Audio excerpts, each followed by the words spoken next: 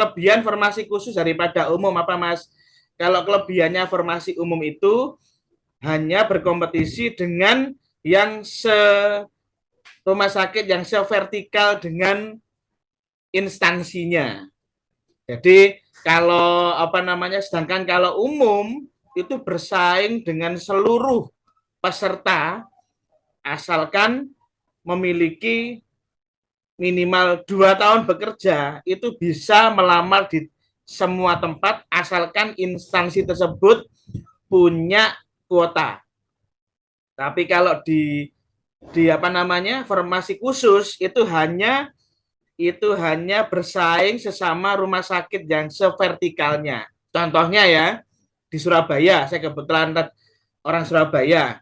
Di Surabaya itu ada rumah sakit Pemkot Pemerintah Kota Surabaya, itu ada 2, rumah sakit Suwandi, anggap aja A, sama rumah sakit BDH, anggap aja B. Jadi rumah sakit A sama B ini bisa saling menyeberang. Rumah sakit radiografer A bisa mendaftar di rumah sakit B, radiografer B bisa bisa daftar di rumah sakit A. Karena hanya ada formasi khusus, maka ya 2 rumah sakit itu aja yang bisa mendaftar di Pemkot Surabaya. Untuk radiografer yang umum tidak bisa. Misalkan rumah sakit Sutomo, Pemprov, atau rumah sakit swasta tidak bisa mendaftar di Pemkot Pemkot Surabaya karena hanya ada formasi khusus di sana. Itu kelebihan yang pertama. Kelebihan yang kedua, untuk passing grade itu untuk khusus, materi radiografernya tidak ada passing grade-nya. Tapi materi manajerial, sosiokultural, wawancara tetap ada passing grade-nya. Angkanya sudah saya sampaikan di mentoring minggu kemarin. Sedangkan kalau formasi umum, mulai materi teknis, manajerial, sosiokultural, dan wawancara, itu semua ada passing grade-nya. Dan teman-teman jangan khawatir, tahun ini tidak ada afirmasi ya. Tidak ada afirmasi untuk peserta yang 35 tahun ke atas atau peserta yang dari rumah sakit sendiri, tidak ada. Jadi benar-benar fair. Saya baca dulu ada chatnya. Semisal formasi khusus ada 6, yang lamar 8. Oke, tidak ada yang otomatis ya. Tidak ada yang otomatis. Kenapa? Karena formasi khusus tetap ada passing grade pada soal manajerial, sosiokultural, sama wawancara. Jadi kalau misalkan meskipun kuotanya lebih banyak daripada formasinya, tapi belum memenuhi passing grade 3 materi ini, maka kalau aturan tahun kemarin ya, aturan tahun ini belum ada. Aturan tahun kemarin itu maka dikosongi kuota di tempat tersebut. Jadi misalkan ada 6, kuotanya 8, yang 5 lolos passing grade, yang 1 tidak lolos passing grade, maka otomatis yang 1 itu kuotanya dikosongi. Sama yang kedua, meskipun jumlah kuota lebih banyak daripada peserta, tapi teman-teman jangan lupa harus hadir pada waktu ujian. Jadi jangan sampai tidak hadir karena absensi sekaligus ujian itu nilainya langsung terikot dengan CAT. Jadi jangan karena aku wis kuotaku akeh lah timbang jumlah pesertaku, tetap harus datang waktu ujian. Karena kalau tidak datang waktu ujian, maka otomatis gagal. Bisa 5 kuota yang daftar 5, tapi honor cuma sendiri. Tidak ada pertimbangan ya. Tidak ada pertimbangan meskipun teman-teman sudah honorer lama di sana, sudah honorer, sudah senior di sana, tidak ada pertimbangan. Semuanya fair. Tidak memandang, yang membedakan hanya formasi khusus sama formasi umum. Jadi meskipun teman-teman di sana sudah senior atau junior, tetap mulai dari 0 semuanya. Tidak ada nilai afirmasi. Ya, meskipun dari rumah sakit swasta tidak ada. Karena sekarang sudah ada pengkategorian umum sendiri, khusus sendiri. Jadi tidak ada penambahan nilai. Semuanya fair. Jadi teman-teman kalau beranggapan masih ada main orang dalam atau ada apa namanya? Ada rekomendasi dari anggota DPR atau yang lain, jangan percaya ya. Karena itu tidak ada. Coba teman-teman lihat IG-nya BKN itu kan semuanya kan anti KKN, korupsi, kolusi, nepotisme. Oke ya, jadi P3 apa itu seleksi CPNS dan P3K ini kompetisi terbesar. Mungkin yang bisa mengalahkan itu hanya pemilu aja, karena mulai dari Aceh sampai sampai Papua, mulai dari Sabang sampai Merauke.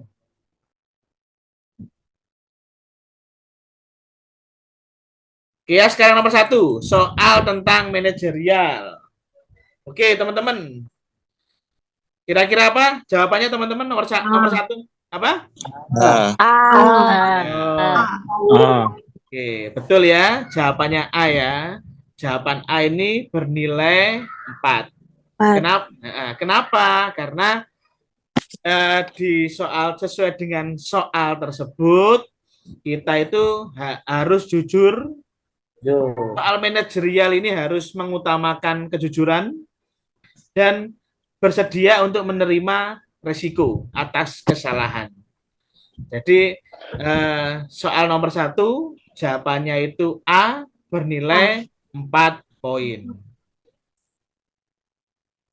Ya, Sunarti jujur dan bersedia menerima resiko atas kesalahan yang telah diperbuat. Itu apa namanya? Sebentar ada coretan.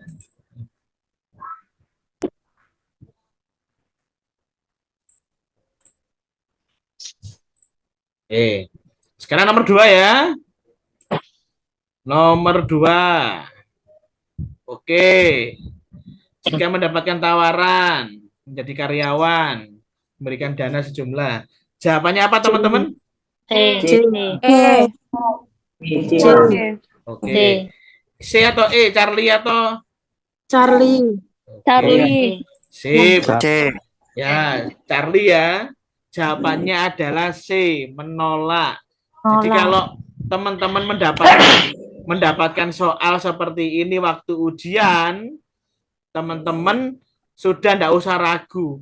Yang sifatnya KKN, pelanggaran aturan, terus masalah misalkan di tempat kerja harusnya datang jam 7, banyak senior yang datang jam 8, itu jawabannya harus menolak dengan tegas. Menolak dengan tegas. Karena kita harus menjaga integritas kita sebagai seorang ASN. KKN, korupsi, kolusi, nepotisme. Terus juga kalau ada soal tentang, sebentar, ada chat lagi. Oke, makasih. Hal-hal yang berhubungan dengan KKN seperti langsung, tidak usah ragu, tolak. Bukan kita sok suci ya, bukan kita sok suci, tapi ini kan dalam bentuk soal. Bedakan antara kita pada waktu ujian dengan kita pada waktu di lapangan. Tapi kita untuk di soal, mendapatkan soal seperti ini, kita harus menolak dengan tegas. Karena menjaga integritas. Jawaban nomor 2 adalah C. Oke, sekarang nomor 3. Oke, nomor 3 apa teman-teman? Jawabannya? C. Charlie. Iya, betul ya, Charlie ya. Hebat, pinter-pinter teman-teman nih. Jadi udah nggak perlu belajar sosiokultural manajerial lagi. Tidak boleh masuk. Siapa Mas? Belajar Mas. Siap, Mbak Eli Ilung. Sebentar ya. Kemarin ada banyak salahnya Mas. Iya. Oke, jadi ya, betul ya. Nomor 3 adalah C ya. Jadi teman-teman kalau menghadapi soal seperti ini harus tahu dulu kita di soal sebagai apa, ya. Kita di soal ini sebagai apa, teman-teman? Siswa, Mas. Ya, siswa ya. Murid bisa, siswa bisa. Jadi kita harus tahu, oh di soal kita sebagai siswa. Oh di soal kita sebagai murid. Mungkin soal lain, di soal kita sebagai pimpinan. Kita sebagai anggota. Itu punya jawaban yang masing-masing, tidak bisa disamaratakan.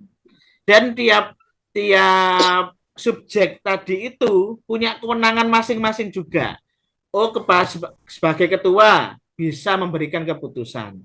Sebagai anggota bisa apa namanya mengikuti aturan dari pimpinan. Sebagai siswa kita harus menghormati guru. Jadi harus punya tiap subjek itu tidak bisa disamaratakan, ya. Jadi nomor 4 jawabannya adalah C. Carly menyela apa? Nomor 3. Nomor 3. Nomor 3 ya, maaf. Nomor 3 jawabannya adalah C, yaitu menyela pembicaraan dengan mendahului permintaan maaf. Di mana kita sebagai murid, kita sebagai siswa itu harus punya sopan santun kepada guru. Kita minum dulu ya.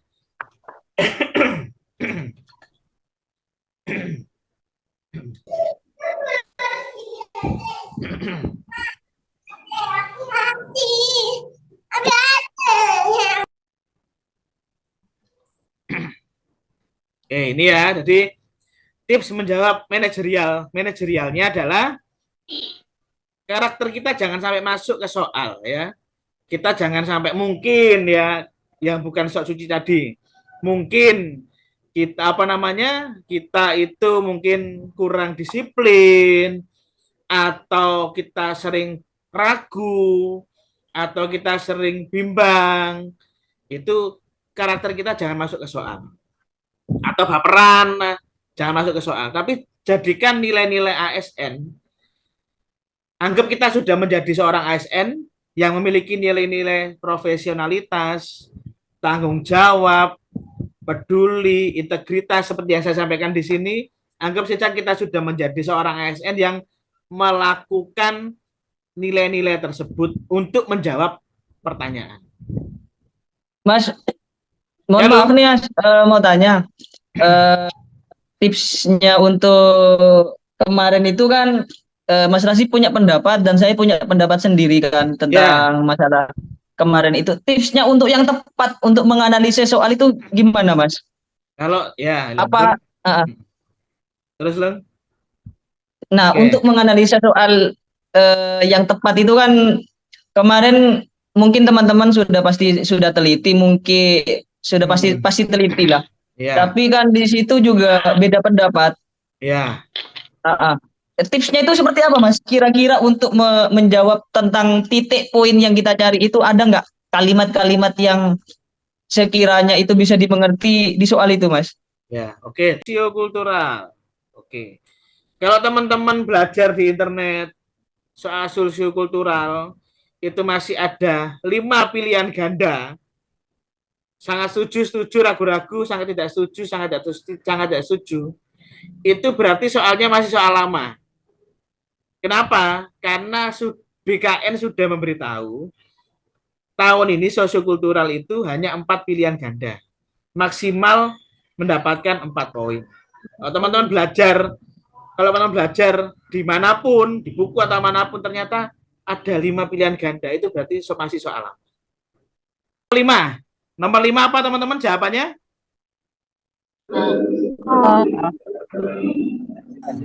Yang lain? B. Apa?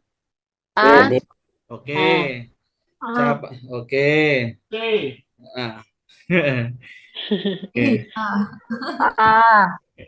Jawabannya E ya teman-teman ya. Jawabannya E. Sangat tidak setuju. Oke ya teman-teman, baca dulu ya. Teman-teman baca ya. Pemuda desa A pengeroyokan pemuda desa B.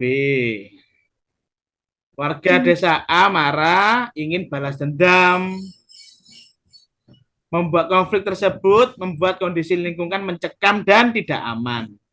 Sebagai seorang pemimpin ya, ingat-ingat sebagai seorang pemimpin dari dua daerah tersebut, Anda memberikan vonis hukuman kepada dua desa itu. Oke, gini ya teman-teman, ini memberikan hukuman itu solusi yang paling akhir dalam menyelesaikan masalah. Mengapa jawabannya tidak setuju? Karena tadi itu, karena memberikan hukuman kepada kedua desa ini merupakan solusi yang terakhir. Solusi yang utama bagaimana? Solusi yang utama adalah duduk bersama, Musyawarah. musyawarah, supaya apa itu mendengarkan argumentasi, mendengarkan alasan dari kedua belah pihak, dari desa A maupun dari desa B. Supaya apa? Supaya kita sebagai pemimpin bisa memberikan solusi terbaik dari kejadian ini. Kalau langsung memberikan hukuman, bisa jadi masalah ini akan menjadi lebih fatal, bisa menjadi masalah yang lebih besar. Jadi caranya adalah musyawarah dulu, duduk bersama dulu. Sebagai pemimpin mendengarkan argumentasi atau pendapat dari desa A dan desa B. Setelah itu bisa memberikan keputusan atau solusi yang terbaik untuk semuanya. Ya. Jadi nomor 5 adalah D, delta. Sangat tidak setuju. Abdomen itu pasti keluar ya, tiap tahun itu mesti keluar soal-soal ini. Jadi bisa arah sinar, bisa proyeksi, bisa center point.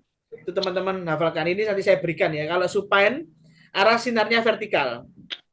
Saya menjelaskan ini karena di grup ini ada yang mungkin ya, di unitnya mungkin unit pemeriksaan gigi bisa, atau pemeriksaan yang lain bisa, jadi jarang menemui ini. Jadi masih peserta tersebut belum bisa membedakan arah sinar vertikal maupun horizontal. Ya. Jadi kalau supine ini vertikal ya teman-teman, dari atas ke bawah ya.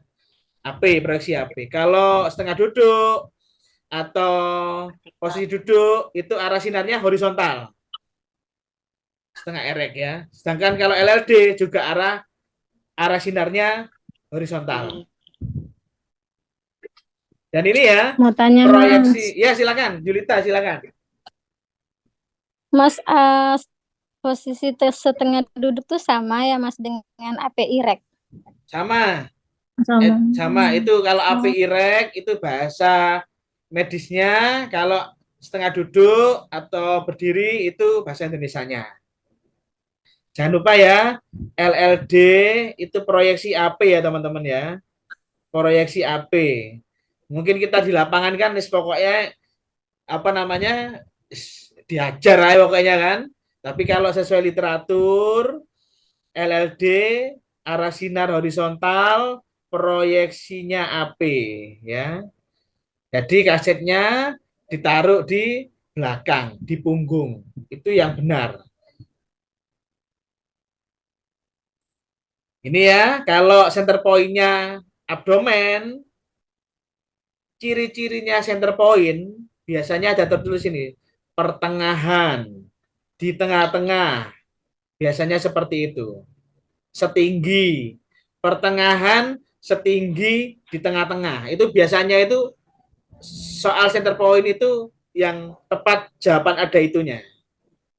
Kalau abdomen, setinggi krista iliaka. Kalau kalau abdomen erek atau setengah duduk atau berdiri ini ya, pertengahan kaset kurang lebih 5 cm di atas krista iliaka. Ya. Tujuannya juga untuk melihat udara bebas di daerah daster kalau berdiri. AP supine AP supine setinggi krista iliaca. tinggi krista Mas, kalau misalkan nanti ada pertanyaan setengah duduk itu center point-nya di 2, 3, 4, 5 cm, kita jawab apa, Mas? Ya 5, Lung.